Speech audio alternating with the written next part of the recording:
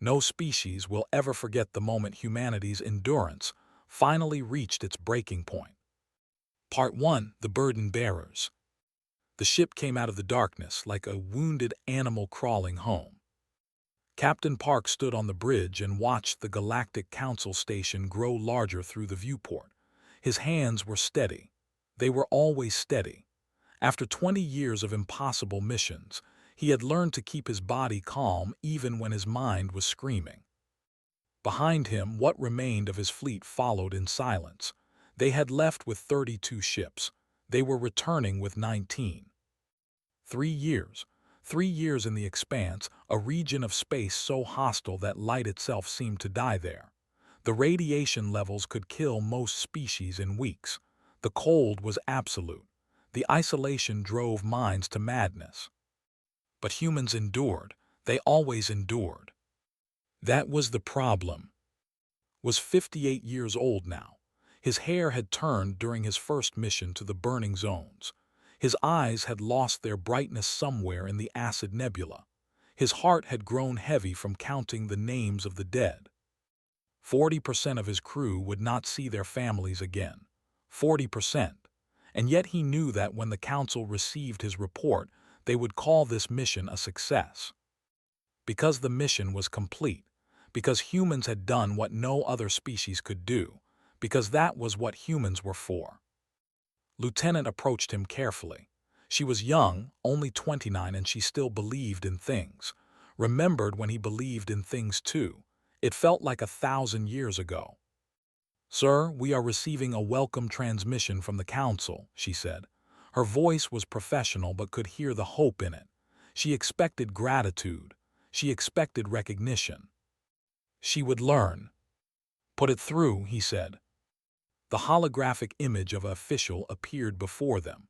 There were tall creatures with skin and 4 arms. They held many positions of power in the Council. They had never lost a single soldier on a dangerous mission, because they never sent their soldiers on dangerous missions. That was what humans were for. "Captain," the official said, his voice carried no warmth. "The Council acknowledges the completion of your mission in the expanse. Your service is noted." Noted, not celebrated, not honored, noted.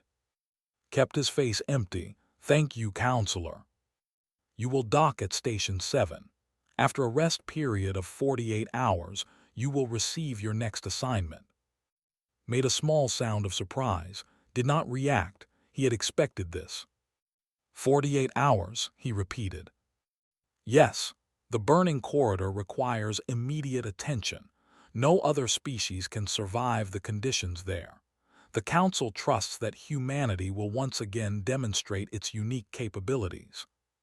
The transmission ended. Stared at the empty space where the hologram had been. 48 hours. We just spent 3 years in hell. We lost hundreds of people, and they give us 48 hours. Said nothing. He simply turned and walked toward his quarters. He had reports to write, letters to send to families, names to add to his private list of the dead. Always more names. Admiral was waiting for him when he docked. Was Earth's representative to the Galactic Council. He was a diplomat, which meant he had spent his career smiling at creatures who saw humans as tools. He was 63 years old, and every year showed on his face. They met in a private room, away from Council surveillance. At least, they hoped it was away from surveillance. With the Council, one could never be certain. "How bad?" asked. 1,247 dead, said. Another 300 with permanent injuries. Psychological damage across the entire fleet. We completed every objective. Closed his eyes. "I am sorry, old friend. They are already sending us to the burning corridor." "I know. I tried to argue for more time. They refused." His voice was bitter. "They always refuse." Sat down heavily. For a moment, he allowed himself to feel the exhaustion that he normally kept hidden. How long do we keep doing this? Was quiet for a long moment. Then he reached into his coat and pulled out a data chip. "I need to show you something I should have shown you years ago." The chip contained files, Hundreds of files, thousands of files. They were records of every petition humanity had submitted to the Council over the past 50 years. Requests for equal standing, requests for fair treatment, requests for access to the advanced technology that other species enjoyed, requests for colony worlds that were not poisonous wastelands. Every single petition had been rejected. They never intended to treat us as equals, said. We were useful. We could survive things that killed other species, so they used us. They have been using us for 100 years. Stared at the data. His hands, which were always steady, began to shake. Why did you not tell me this before? Because I was afraid. I thought if we just kept proving ourselves, they would eventually accept us. I thought our endurance would earn us respect. Laughed, but there was no humor in it. I was a fool. Across the station, Lieutenant was making her own discovery. She had accessed the Council archives to file a routine report. But she was curious, and she was skilled with computers, and she found herself looking at classified documents that she was not supposed to see. What she found made her sick.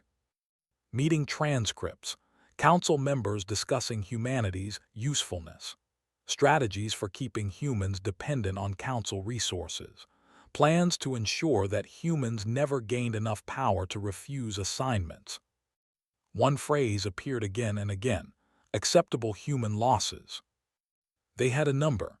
The Council had actually calculated how many humans could die each year before it became a problem. Not a moral problem, a resource problem. Closed the files. Her hands were cold. Her belief in the Council's fairness died in that moment, quiet and complete. She found Captain an hour later. He was sitting alone in the observation deck, staring at the stars. "Sir," she said, "I need to tell you something." He listened as she explained what she had found. When she finished, he simply nodded. "I know," he said. "I think I have always known. I just did not want to believe it." "What do we do?" Did not answer immediately. He looked at the stars for a long time. Then he stood up. "They want an answer about the Burning Corridor mission. They expect me to accept immediately. I always accept immediately." He turned to face her. "I am going to ask for time to consider." His eyes widened. "Sir, no captain has ever done that." "I know. They will be angry. They will be suspicious." "I know. What are you planning?" Walked toward the door. He paused at the threshold. "I am not sure yet, but I think, Lieutenant, that I am very tired. And I think that maybe, for the first time in 100 years, humanity should be allowed to rest." He left. Stood alone in the observation deck. Through the viewport, she could see the massive Council station, home to hundreds of species who had built their comfort on human suffering. Something was changing. She could feel it. The galaxy had grown used to humans who endured everything without complaint.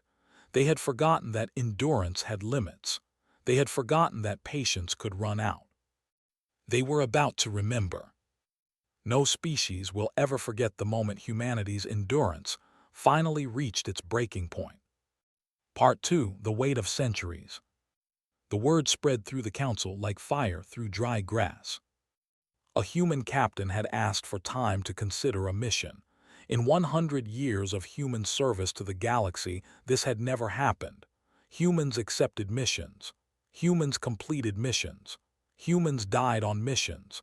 But humans never questioned missions. Until now. Admiral sat in his office on Luna Colony and watched the worried messages pile up on his screen. Council officials demanding explanations. Human commanders asking what was happening. News agencies requesting statements. He ignored them all. Instead, he was reading history. The true history that the Council had buried deep in classified archives. The history that showed exactly how humanity had become the galaxy's burden bearers. It started with first contact. 100 years ago, in 2247, humanity had finally reached the stars. They found that the galaxy was already crowded with intelligent species. The Galactic Council had existed for thousands of years. They had rules. They had systems. They had hierarchies. And they had tests. Before any new species could join the Council, they had to prove their worth. The tests were different for each species, designed to measure their unique capabilities. For humanity, the tests were brutal. They exposed human volunteers to deadly plagues. Humans survived. They subjected humans to extreme radiation. Humans survived. They dropped humans on high-gravity worlds that would crush most species. Humans survived. They pushed and pushed and pushed, waiting for humans to break. Humans never broke.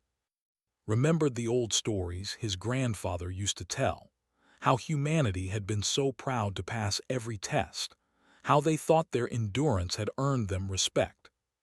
They did not understand that the Council was not testing them for membership.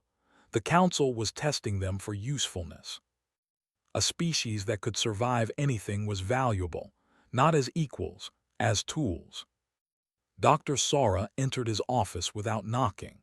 She was the chief historian of the Human Heritage Archives, and she carried a data pad like it was a weapon. "I have finished the analysis," she said. Her voice was tight with controlled anger. "Do you want to know the numbers?"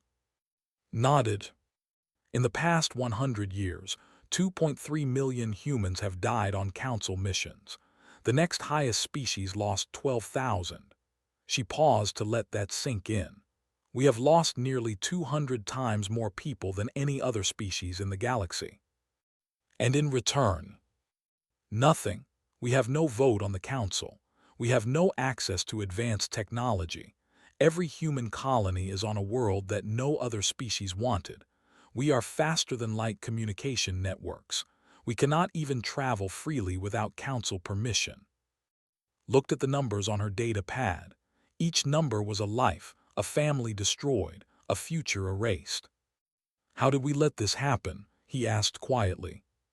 "Because we believed them. They told us that if we proved ourselves, we would be accepted. So we kept proving ourselves, we kept dying, and we kept believing that things would change." Sara sat down across from him. "I have spent 20 years studying our history. Do you know what I have learned? The Council never intended to accept us. Every promise they made was a lie to keep us working." On the other side of Luna Colony, Commander Minyu was having his own reckoning.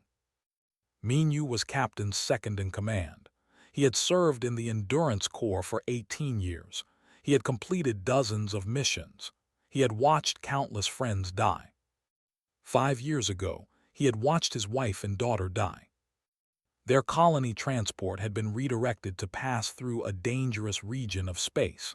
The Council said it was necessary for strategic purposes. The ship was destroyed by radiation storms. 300 humans died.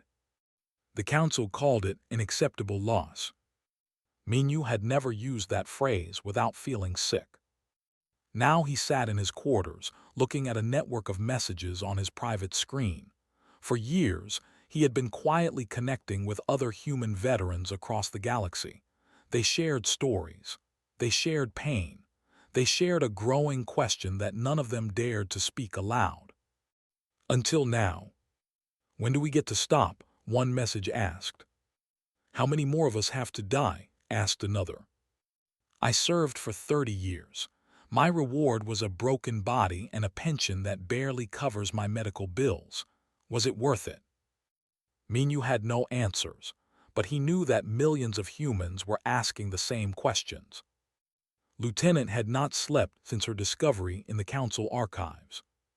She had found more files, more evidence, more proof of deliberate exploitation.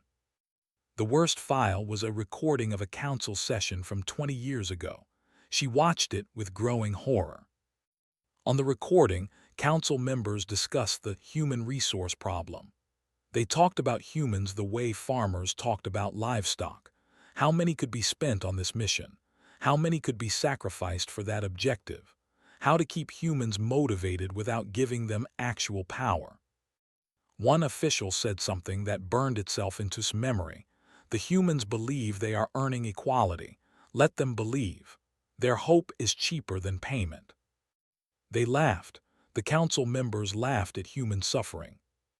Turned off the recording. She felt like she was going to be sick. How many humans had died with hope in their hearts? How many had sacrificed everything, believing that their children would have better lives? It was all a lie. It had always been a lie. There was one alien who did not laugh at humans. Counselor was a species of small blue-skinned beings known for their strong sense of justice. For decades, he had argued for human rights in the council. He had submitted proposals for fair treatment. He had spoken against exploitation. He had always been outvoted. Now he sat in his quarters and composed a message to Admiral. It was dangerous. If the council discovered he was helping humans, his career would be over, possibly his life. He did not care anymore. Admiral, he wrote, I have watched your species suffer for 100 years. I have tried to help from within the system. I have failed. The system is designed to use you, not to accept you. I do not know what Captain is planning, but I want you to know that not all of us are blind to injustice. If humanity decides to finally stand up for itself, you will have at least one friend in the council. I pray it is not too late. He sent the message and waited. On a private shuttle between Earth and Luna, Captain met with Admiral and Dr. Sora. The shuttle was old and small. It had no council surveillance equipment. It was one of the few places in human space where they could speak freely. I have delayed my answer for 3 days, said. The council is becoming impatient. They have sent 17 messages demanding a response. What do you want to do? Asked. Looked out the small window at the stars. I have served the council for 20 years. I have lost thousands of people under my command. I have told myself that it was necessary, that we were earning our place in the galaxy. He turned to face them. I cannot tell myself that lie anymore. Sora leaned forward. What are you suggesting? I am suggesting that we stop, not fight, not rebel, just stop. Stop accepting missions. Stop sacrificing ourselves for species that see us as expendable. Stop hoping that things will change if we just endure a little more. Was quiet for a long moment. The council will not accept that. No, they will not. They might try to force us. They might. Many humans will be afraid. We have spent 100 years being told that we need the council to survive. Smiled sadly. We survived ice ages. We survived plagues. We survived wars that killed millions of our own kind. We survived a century of being used by species who saw us as tools. I think we can survive being alone. Sora took a deep breath. Then what you are suggesting is the end of human participation in the Galactic Council. Yes. This will change everything. Yes. Stood up. He was old and tired and had spent his life swallowing insults to protect his species. But in this moment, something changed in his eyes. Perhaps it is time we stop enduring, he said.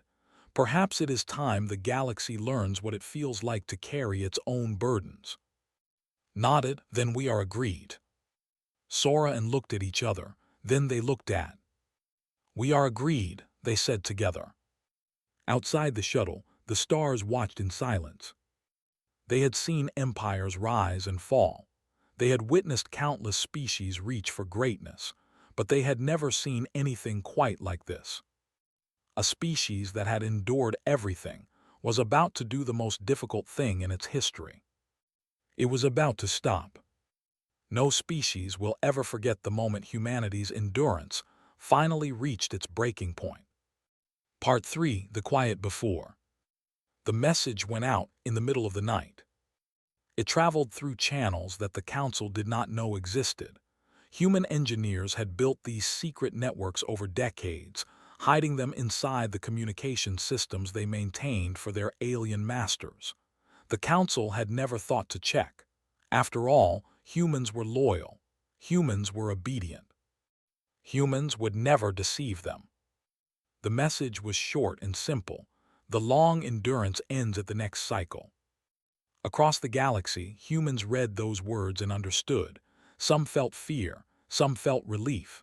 Many felt both at the same time. On the mining colony of Seven, a human worker named put down his tools and looked at his cracked, bleeding hands. He had been mining heavy metals for 15 years. The radiation had already started to kill him slowly. The council doctors said he might have another decade if he was lucky. He read the message 3 times. Then he cried for the first time since his wife's funeral. On a medical station orbiting a gas giant, Dr. I.M. paused between surgeries. She was the only doctor skilled enough to operate on nervous systems. She worked 20-hour shifts because no other species would do this job. She read the message and smiled. On a starship halfway across the galaxy, Sergeant O showed the message to his squad. They were Marines, trained to fight and die for the Council. They had never questioned their orders. Now they looked at each other with new eyes. "What do we do?" one of them asked. Thought for a moment. "We wait, we prepare, and when the time comes we remember who we are." General Shin had been preparing for this moment for 20 years. She was the commander of Earth's defensive forces. On paper, her job was to protect human space from external threats. In reality, she had spent her career building something much bigger. Protocol Homeward. It was the most secret operation in human history. For 2 decades, she had quietly moved critical personnel back to human space. Scientists, engineers, doctors, specialists of every kind. People whose skills kept the galaxy running. The Council thought these transfers were routine. They never suspected that was building a reserve of human talent, ready for the day when humanity would need to stand alone. Now she activated the final phase. "All homeward assets," she broadcast through secure channels, "begin final extraction. You have 7 days." Across the galaxy, humans started coming home. Ambassador received the message on a world where she had spent 5 years building secret alliances. They were not like the Council's dominant species. They were small, weak, and had been marginalized for centuries. They understood what it meant to be underestimated. "It is beginning," she told the leader in their private meeting room. "Humanity is going to refuse." The leader, an elderly creature with silver scales, nodded slowly. "We have waited for this. What do you need from us?" When the Council turns against humanity, stay silent. Do not support us openly, but do not condemn us either. Let the galaxy see that humans are not alone in their grievances. This we can do, and perhaps more when the time is right. Bode, thank you, old friend. Thank us when it is over, and when it is over, remember us. We will. Humans never forget those who stood with them in the dark. On Earth, in a small apartment in what used to be called Seoul, an old argument was finally happening. Park had not spoken to his father in 3 years. Captain had missed birthdays, holidays, funerals. He had missed his wedding and the birth of his daughter. He had missed everything because there was always another mission, always another sacrifice that only humans could make. Now stood in his son's apartment, looking like a stranger. "Why are you here?" asked. His voice was cold. "Because things are changing. Because I need you to understand." "Understand what?" "That the galaxy was more important than your family. That dead aliens on some planet I cannot pronounce mattered more than watching your granddaughter take her first steps." Did not defend himself. He simply stood there and accepted his son's anger like he had accepted everything else in his life. "You are right," he said quietly. "I sacrificed everything for a galaxy that saw me as a tool. I told myself it was noble. I told myself I was building a better future for you and your children. And was it worth it?" "No," the word came out broken. "It was not. I gave them everything and they gave us nothing in return. I was a fool. I spent my life being a fool." Stared at his father.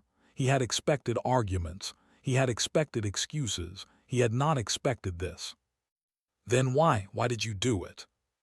Sat down heavily. For a moment he looked like what he was, an old man who had carried too much weight for too long. Because I believed, because I thought if we just endured a little more, sacrificed a little more, proved ourselves one more time, they would finally accept us. They would finally see us as equals. He laughed bitterly. They were never going to accept us. We were never going to be equals. We were always just useful animals to them. So what changed? I got tired. After 20 years and thousands of dead soldiers under my command, I finally got tired. He looked up at his son, and I realized that the only thing I ever really wanted was to come home, to see my family, to watch my granddaughter grow up, to be human again instead of a machine that exists only to serve. Was quiet for a long time.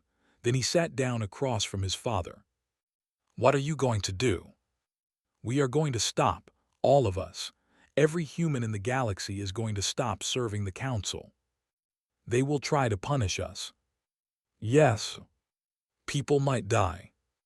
Yes, but people are already dying. Millions of us have died serving a galaxy that does not care if we live or die. At least this way, we die for ourselves. Looked at the window. Outside, the city lights of New Seoul glittered against the night sky. Somewhere out there, his wife was putting their daughter to bed. What do you need from me? He asked. Blinked in surprise. I do not deserve your help. No, you do not, but you are still my father, and if humanity is finally going to stand up for itself, I want to be part of it. For the first time in 20 years, Captain Park allowed himself to cry. Lieutenant stood at a crossroads. The Council had contacted her directly. They knew she was talented. They knew she had been close to Captain. They wanted her to report on human activities. They offered her everything: advanced training, access to technology, a position of real power. All she had to do was betray her own species. She thought about her career. She thought about her future. She thought about all the doors that would open if she said yes. Then she thought about the recording she had found. The Council members laughing at human suffering. The phrase, acceptable human losses, used like it meant nothing. She sent her response, I respectfully decline. Then she went to find Captain. I am with you, she said. Whatever happens, I am with you. Nodded, it will be dangerous. I know. We might lose. I know. Then why? Thought about all the humans who had died hopping for equality that would never come. She thought about her parents, who had worked themselves to death on a Council mining colony. She thought about the future she wanted for humanity. Because I am tired of being grateful for the privilege of suffering. Because I want my children to live in a galaxy where humans are respected, not used. Because some things are worth fighting for, even if we might lose. Put his hand on her shoulder. Then welcome to the revolution, Lieutenant.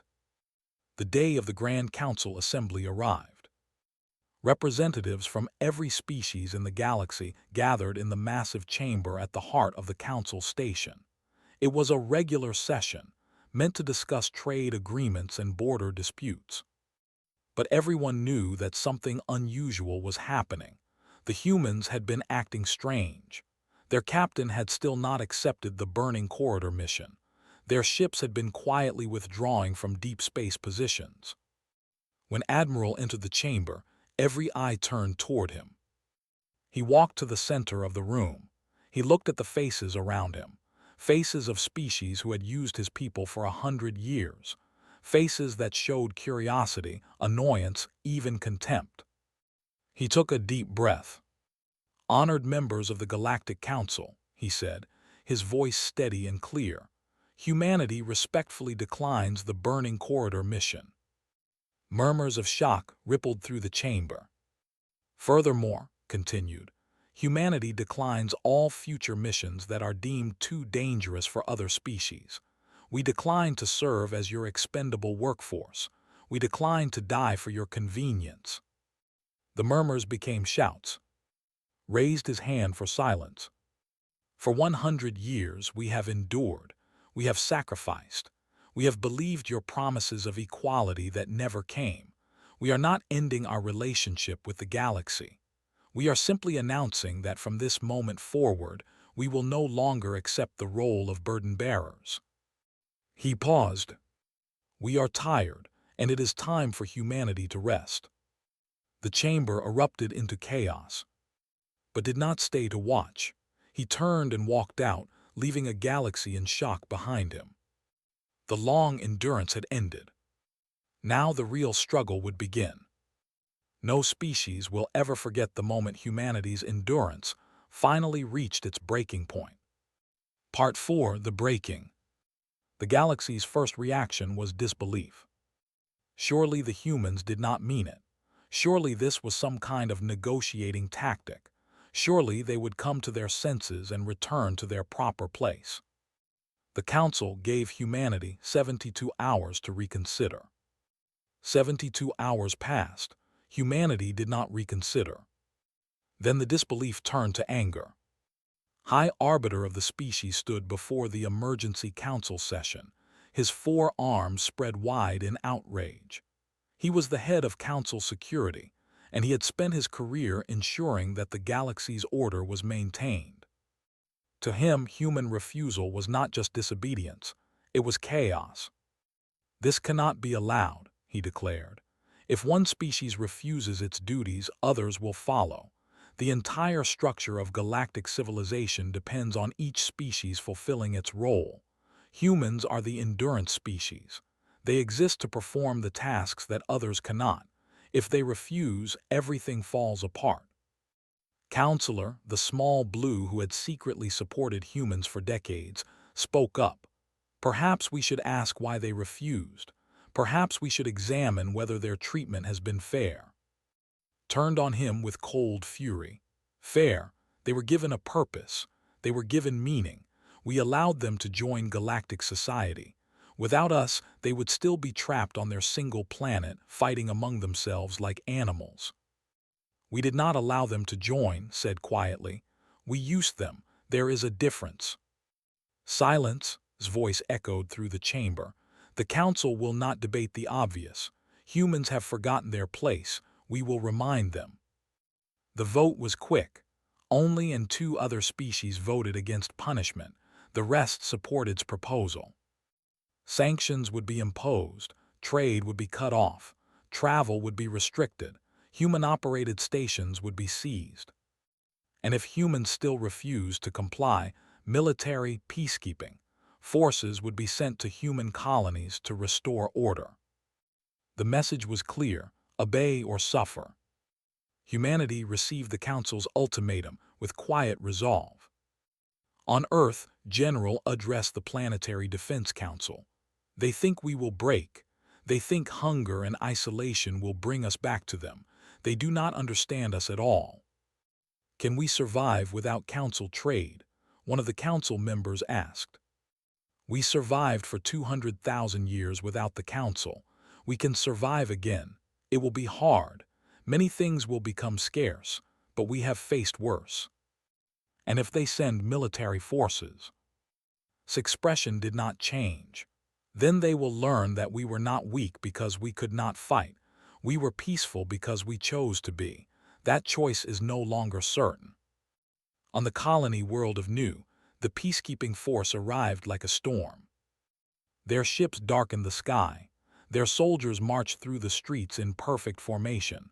Their message was simple: submit or face consequences.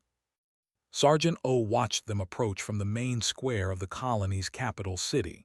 He had served these people for 15 years. He had fought their wars, protected their stations, died alongside them in 100 battles. Now they were pointing weapons at his family. His wife stood behind him, holding their 2 children. "What are you going to do?" she whispered. "What I should have done a long time ago," he said. He walked forward, alone and unarmed, and stood in the path of the advancing column. The lead officer stopped. "Human, you are obstructing a lawful peacekeeping operation. Move aside or face detention." "No," said.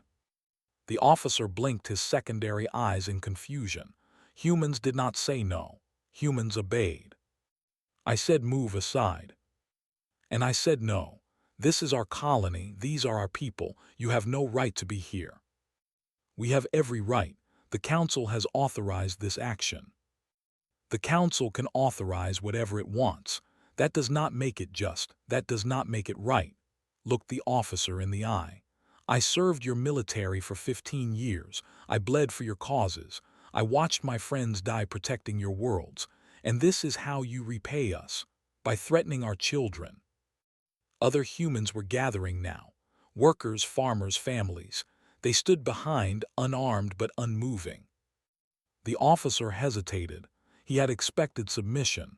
He had expected fear. He had not expected this quiet, unshakable defiance. You will regret this, he said finally. Maybe, replied, but I would regret standing aside more. Across the galaxy, humanity stopped working. It happened all at once, coordinated through channels the Council had never discovered. Every human worker, every human specialist, every human soldier simply put down their tools and waited. The effects were immediate and catastrophic. On a dozen space stations, power systems began to fail. Humans had maintained these stations for decades. They knew every circuit, every backup system, every hidden flaw. Without them, critical infrastructure started to collapse. Medical facilities lost their most skilled staff. Human doctors and nurses had treated alien patients for a century. Now, those patients had no one who understood their complex physiologies. Ships drifted in space without navigation. The dangerous routes through asteroid fields and radiation zones required human pilots who had memorized every hazard. No other species had the patience to learn these routes. Now no one was flying them. Emergency communication systems went dark. Humans had built these networks and maintained them for 50 years. Without human technicians, errors and connections failed. The Council had never realized how dependent they had become. They had taken human work for granted, like air or water. Now that it was gone, they were drowning. High Arbiter raged in the Council chambers. This is sabotage. This is war. It is neither, Admiral's holographic image replied calmly. It is simply absence. We are not destroying anything. We are not attacking anyone. We are simply not there. If the galaxy cannot function without human labor, perhaps the galaxy should have treated human laborers better. You will pay for this. We have been paying for 100 years. We are tired of paying. On Nu, the assault fell apart without a shot being fired. The colonists had prepared. They had stockpiled food and water. They had built underground shelters. They had created jamming devices that disrupted communications. But most importantly, they had done something the never expected. They had removed every human-built component from the ships. It turned out that vessels relied heavily on human-manufactured parts, navigation systems, life support filters, engine components. The ships that had landed on Nu were death traps waiting to happen. Your vessels are compromised, told the commander. You can stay and watch them break down, or you can leave now while they still function. The choice is yours. The commander stared at him with a mixture of fury and fear. You would not dare sabotage military vessels. We did not sabotage anything. We simply took back what belongs to us. Everything human-made in your ships now belongs to humanity. If you want to fly them safely, you will need to return to Council space and have them rebuilt by humans, I suppose. Good luck with that. The left. They had no choice. Captain broadcast a message to every corner of the galaxy. His face was tired but determined.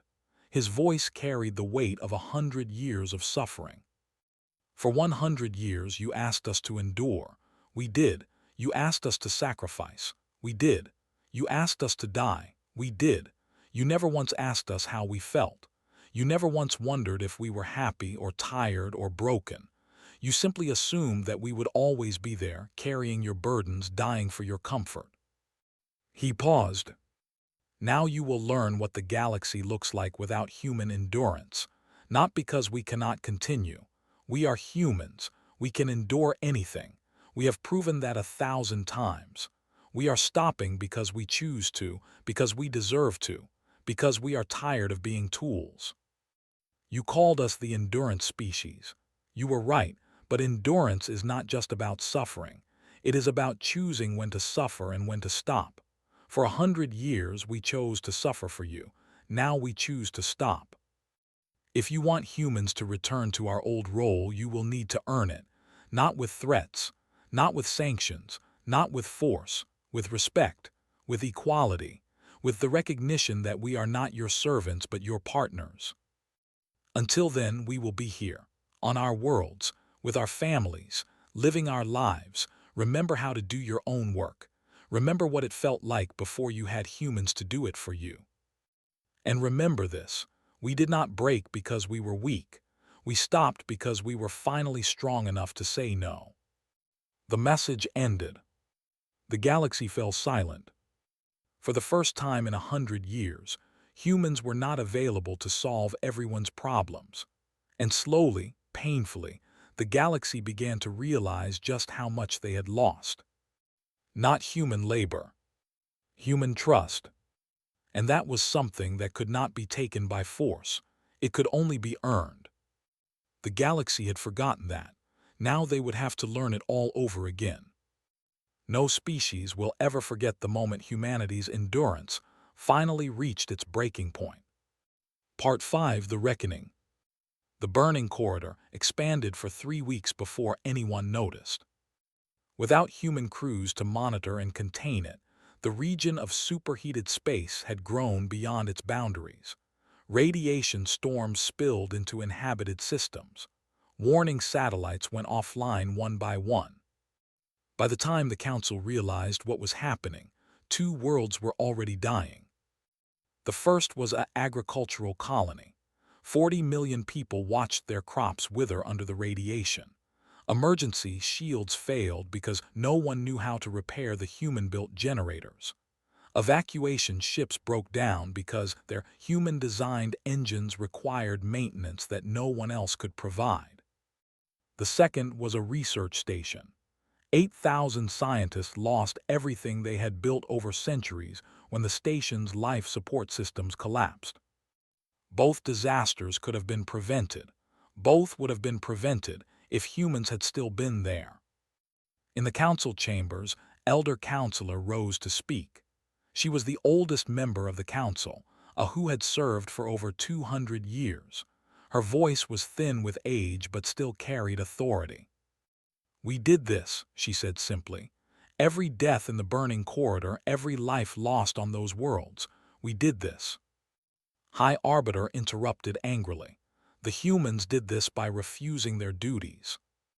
"No," his voice hardened. "We did this by creating a system where only one species could save us. We did this by refusing to learn skills that we considered beneath us. We did this by treating billions of living beings as tools instead of partners. This is not the time for philosophy. We need to force the humans back to work." "Force?" laughed bitterly. "What force do we have left? Our military vessels cannot fly without human-made parts. Our weapon systems cannot aim without human software. Our soldiers cannot survive in the environments where humans could fight blindfolded. We have no force to use against them." She turned to address the entire council. "For 100 years, we told ourselves that humans were inferior. We said they were good for nothing except hard labor and dangerous work. We laughed at their suffering. We calculated their acceptable losses like they were livestock. And all that time, they were building the foundation of everything we have. Every system, every station, every ship that we depend on has human work inside it. We were not their masters. We were parasites feeding on their labor while pretending we were doing them a favor." Slammed his 4 fists on his podium. "This is treason." "This is truth," replied calmly. And if you cannot face it, then you are not fit to lead us through this crisis. Dr. Sora's historical evidence had been spreading across the galaxy for days now. Every species could see the truth. The rejected petitions, the calculated deaths, the recordings of council members laughing at human pain. The evidence was undeniable. Some species responded with shame. They had not known how bad things were. They had not asked questions. They had simply accepted human sacrifice as normal. Other species responded with recognition. A dozen smaller peoples who had been marginalized by the council for centuries. They saw in humanities stand a reflection of their own grievances. Protests began on 100 worlds, not in support of the council, but against it. "We stand with humanity," the ambassador announced in a public broadcast. "We have been silent too long. If the council cannot treat its members fairly, perhaps it is time for a new council." From 3 council committees in solidarity. 6 minor species announced they would no longer provide resources for punitive actions against humanity. The galaxy was fracturing, and it was not humanity's fault. It was the fault of a system that had oppressed so many for so long that breaking one chain broke them all.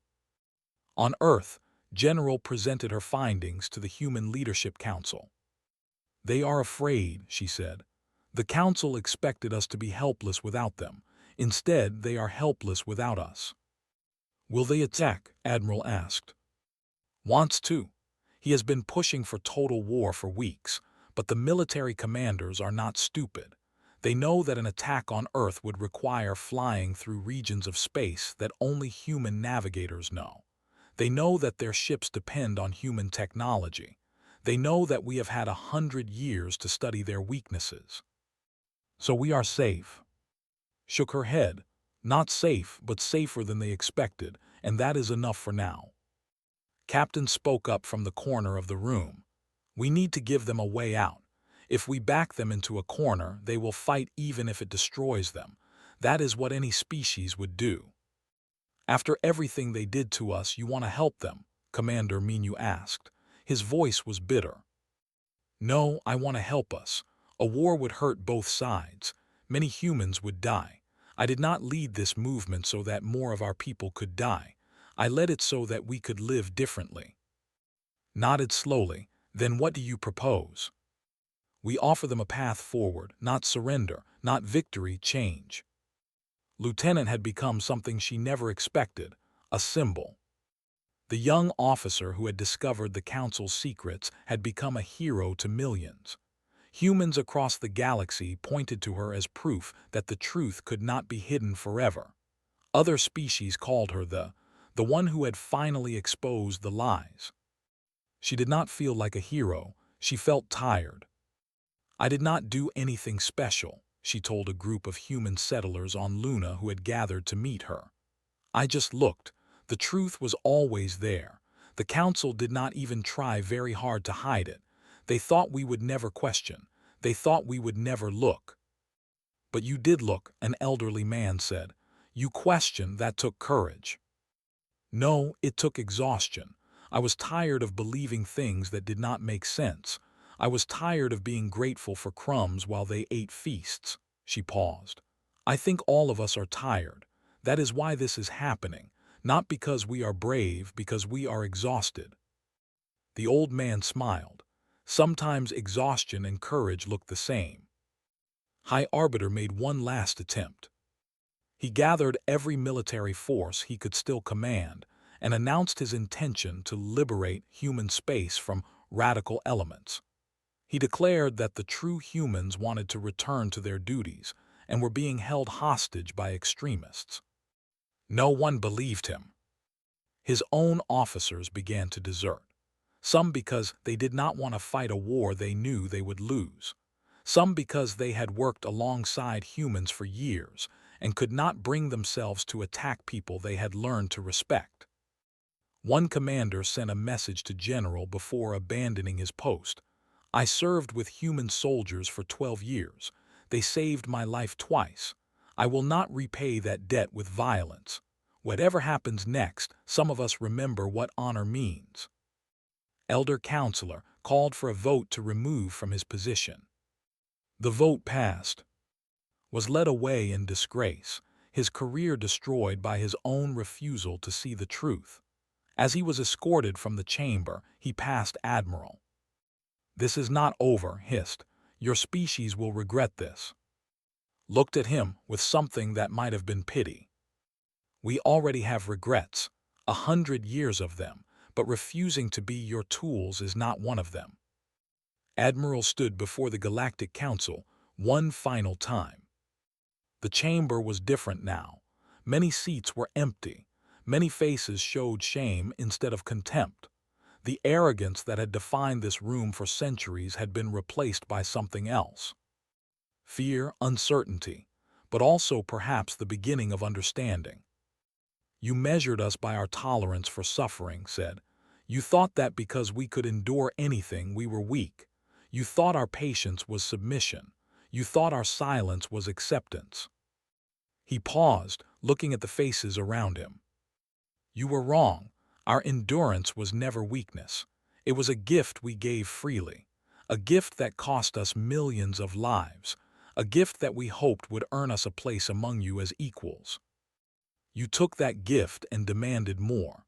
You took our sacrifice and called it your right. You took our suffering and made it our purpose. What you are about to witness is not war. It is not revenge. It is simply the consequence of taking too much for too long. The gift is revoked, and you will have to learn to carry your own burdens." He turned to leave, then stopped. "One more thing. There are those among you who try to help us. Counselor, elder, others who spoke for justice even when it cost them. We will not forget them. We will not forget kindness any more than we forget cruelty. If you want humans to return to the galactic community, start listening to those voices. Start building a galaxy that is worthy of our participation. Until then, we will be waiting." He walked out of the chamber without looking back. The galaxy watched and understood. The endurance species had finally stopped enduring, and nothing would ever be the same again.